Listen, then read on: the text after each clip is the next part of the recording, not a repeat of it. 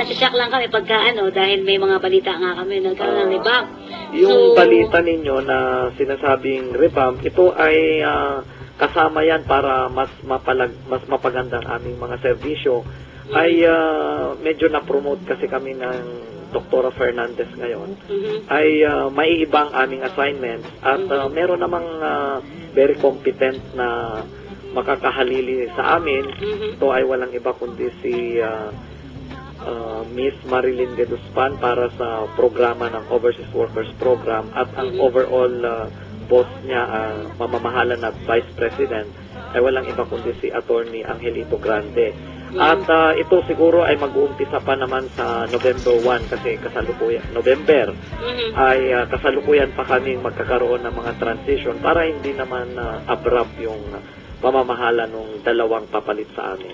So, ibig sabihin, dire-diretso pa rin yung serbisyo, mapapalitan lang yung mga tao? Oo, walang problema po. Maski saan naman po kami ma-assign kung talagang kailangan ninyong aming serbisyo, kami handang tumulong anumang oras.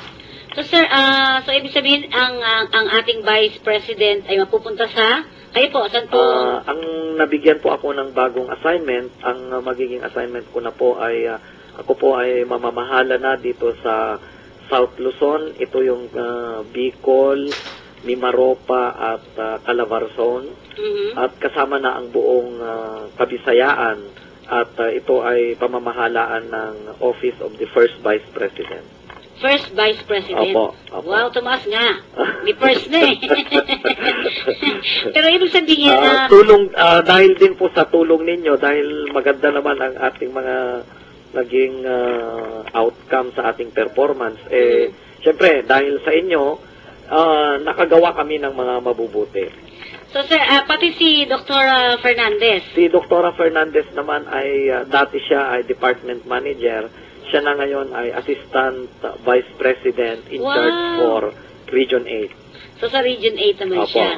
Opo. So, sir, ikaw ay mag-office ka pa rin dyan? Ang opisina ko po ay dito. So yung, huwag magpapalit ng cellphone, sir, ha? Ay, yun din po, hindi po ako magpapalit. Maski anong oras po at basta tungkol sa PhilHealth, maski ma-assign po ako sa ibang departamento, ay handa pa rin po kaming tumulong kasi kasama pa rin naman po kami dito sa kapamilya na kapuso niyong PhilHealth. Oo, at siyempre kakampi pa rin. Oo, tama. So, sir, babalikan ko lamang itong mga iba pa nating mga pagbabago. No? Dahil nagkaroon nga ng palitan at may mga nangyaring promotion, mapupunta ngayon ang OWP, well, kami, mga NGOs at media rin, Opo. Mapupunta ito kay Miss Marilyn Geduspan. Opo. So, pwede bang magkakaroon ba rito ng parang may turnover? Kasama ba yung mga yung mga NGOs na nagkikater sa OFW? Yun po yung aming binabalak ngayon ni Dr. Fernandez para medyo makilala po natin ang ating mga kasamahan at para hindi po sila manibago. Binabalak po namin ni Dr. Fernandez na dapat i-meet namin kayong lahat na mga dati naming mga kasalukuyang kapartner namin para medyo tuloy-tuloy ang ating pakikibaka sa isa't isa. Okay. So, sa tingin niya sa 2008 ay may ilang mga pagbabago pa rin sa loob ng PhilHealth? Ang hindi naman po, dito lang naman po, it's an administrative matter, but the operations will continue and we will provide quality service. At alam ko, maganda na rin ang inyong website, ha? Opo, at nagpagkakaroon na po tayo ng sariling link ang ating overseas workers. Nagpapagawa na po ako na before year end ay lahat ng concern nyo, pwede nyo nang i-post doon within 24 hours. Okay. So yun po yung isang aking inaasikaso ngayon at ite-turn over sa aking kasamahan na siya ang magpapatuloy. Yun po ang magandang balita dahil gusto ko po na within the end of the year, meron na po tayong may website ang PhilHealth, kaya lang nakalink po tayo ng sarili natin doon sa Overseas Workers Program at anytime, within 24 hours, pwede kayong mag-post at mag-query doon. Okay. So, ang nire-request din namin, sir, yung i-link naman namin din kayo doon sa aming website. Wala na. Ayan, ang maraming salamat at we are open to that and we will really welcome. And thank you very much for that. Okay, at syempre, so sir, sa mga ganitong mga pangyayari itong mga hanggang December, so tuloy-tuloy pa rin tayo, tuloy-tuloy pa rin ang ating mga serbisyo. Ilang ospital na ba tayo ngayon? Meron, sir? We have accredited hospitals, almost 1,500. Wow, dami na. Oo. And professionals po, mga 20,000 plus na po. So, yung kasi may nung napunta ako sa isang lugar diyan sa sa Luzon, may mga ilang din ako nakausap na PhilHealth diyan. Sa parang yung mga co-op din ay ini-invite din nila na sumali. Mga kooperatiba naman ang sumali. Magandang katanungan 'yan.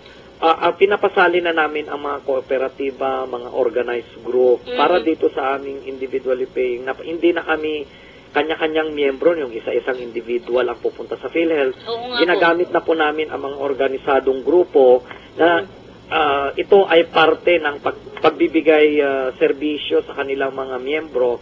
Ipasok na nila yung PhilHealth para isa na lang ang kausap namin, yung organisadong grupo, at ito ay i-represent na niya ang kabuuan ng kanyang membership. So, ganun po. At ito po ay nakapilot na sa 7 rehiyon at by next year ay iro-roll out na namin at ito po ay may insentibo yung organisadong grupo. So, ibig sabihin ito, kasi yung kakampi, di ba, nagtatry din kami na magganyan dahil isang beses 100 sila gusto dito. Sabi nga natin, diretso na muna doon kasi hindi pa masyado. So, tama po yun. Sir, paano ba halimbawa, kami or yung mga ibang grupo, paano ba sila magpapa-accredit?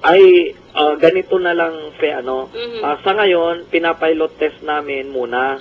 Okay. So, by next year, pagka i-roll out na namin, ipapabalita namin sa lahat para kayo ay mag-apply. Okay. So, kasi nagkaroon na kami ng orientation yan nung nandun kami sa Pampanga.